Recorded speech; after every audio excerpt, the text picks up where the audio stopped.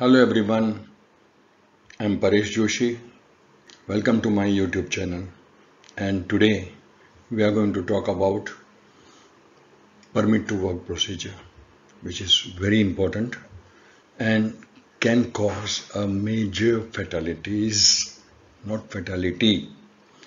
If you take the example of ICI earlier, when the rig boring operation was installed in mid-sea by ICI and their contracted company, just because of the mistake of work permit system, so many people died. So please consider this very seriously.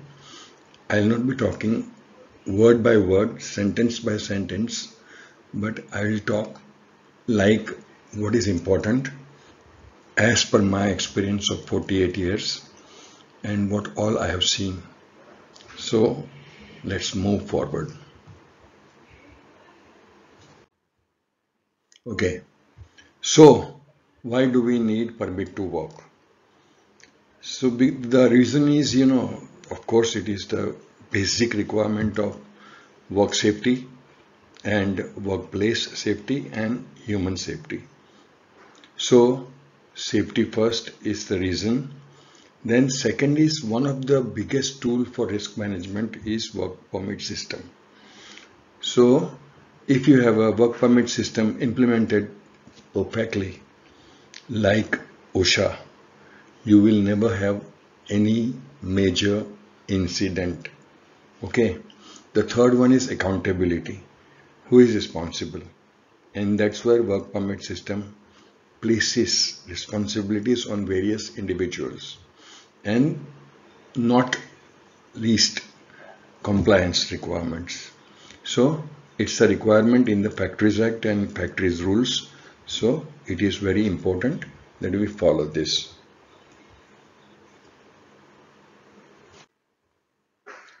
Okay, what are the key elements of permit to work? Now I'll tell you what are the key elements. First of all, means what all is included in the work permit. So work description, what work is to be done, what are the hazards, what are the control measures like PPE, and what is the emergency procedure. So anytime there is a emergency siren, you should stop the work and leave the place. Now roles and responsibilities. So work permit issuer is generally the owner, the owning department. For example, most of the cases it's production or logistics. Then the work permit holder, the person who carries the work permit and takes the execution. The third one is the supervisor who signs, and the safety officer who carries out random work permit audits. Now, what is the workflow for the permit to work? First is the request, which is the initiating department like production will raise a request. Then they will first of all carry out risk assessment because they know their processes very well. The third one is issue. The production department will issue the permit to maintenance department. Then comes execution. The maintenance department will execute the work. They will carry out the job safely. They will take care of the safety talks, toolbox talks, etc. JSA. And finally, after the work is done, there is a closure. Now, what is the step one? Identify the work.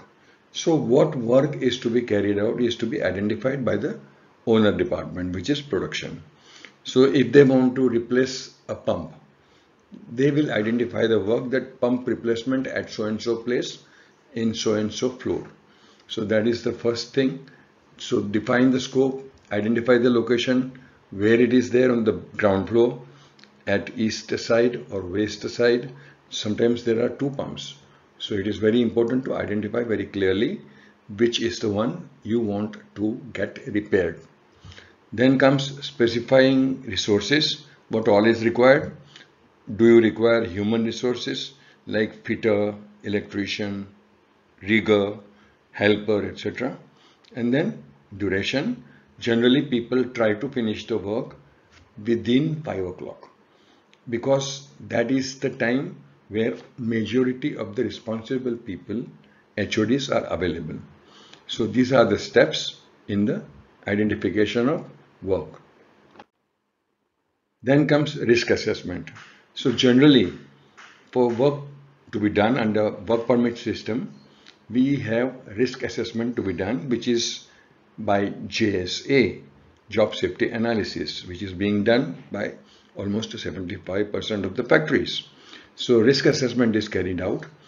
Like there is another thing which is to be done is, toolbox stock.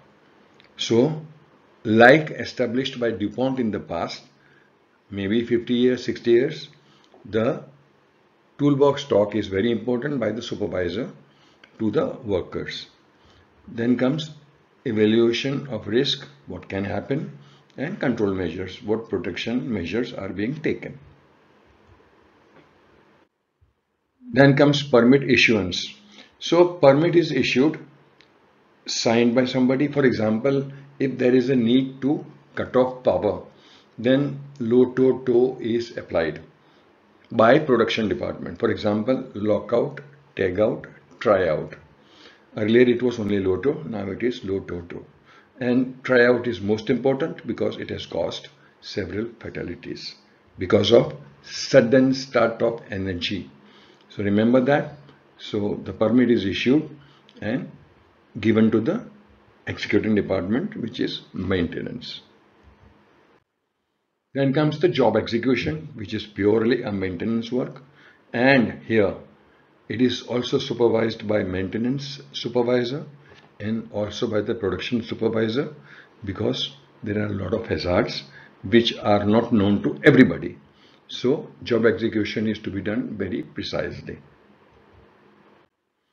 Now permit closure. After the work is done, the permit is to be closed. And that is closure by verification.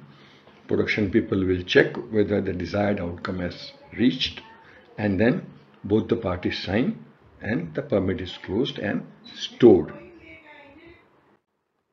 Then what are the types of permits, which is very important. So as per OSHA, PSM, hot work permit, electrical isolation permit, confined space permit, and excavation permit. These are the major types of permits. Some people call general work permit also. For example, for working at height, they give general work permit. So hot work permit has got fire hazards because of flammable materials. So we give fire extinguishers and running water hose near that, and there is a fire watch. Very important requirement defined by OSHA. Then closed and confined space entry permit, which is again very, very risky. It's one of the highest risk work permit. Here people can get suffocated because of the chemicals and there can be real serious injury. So confined space entry permit is very important. Then comes electrical isolation permit. As I explained, low-to-tow is carried out. Then excavation permit. This is mostly used in construction sites or the sites which are being expanded, like brownfield projects. Greenfield projects are always having excavation permit, but brownfield also has the requirement of excavation permit. And then critical lift permit. So it's basically a weight lifting, or you can say lifting or rigging permits where the cranes are used and it's very, very safely to be executed. So best practices which are highly recommended are good communication, because work permit is basically a communication. Then it is documentation, properly filled permit, training and continuous improvement. Training and competency, yes, training is a very important part of work permit system.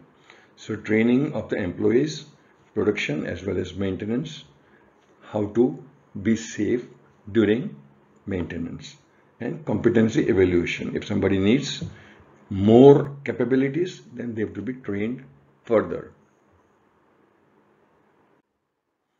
Auditing and compliance, I would really advise that safety officers should carry out random audits of permits when they go for a round. And there is another way is that the people who are working, they themselves audit, like production people when they go for a round. So audit is very important. Technology integration like digitization, real-time monitoring, data analytics, and collaboration tools. So all this integrated together will result into safety and continuous improvement. The final requirement is that you keep on evaluating your work permit system and improve it over the time so that you get the best results and best safety performance. Permit to work program review. So time to time there are internal auditors, there are external auditors, there are ISO systems. So there are various ways to review and present it in the management review meetings, which is very important.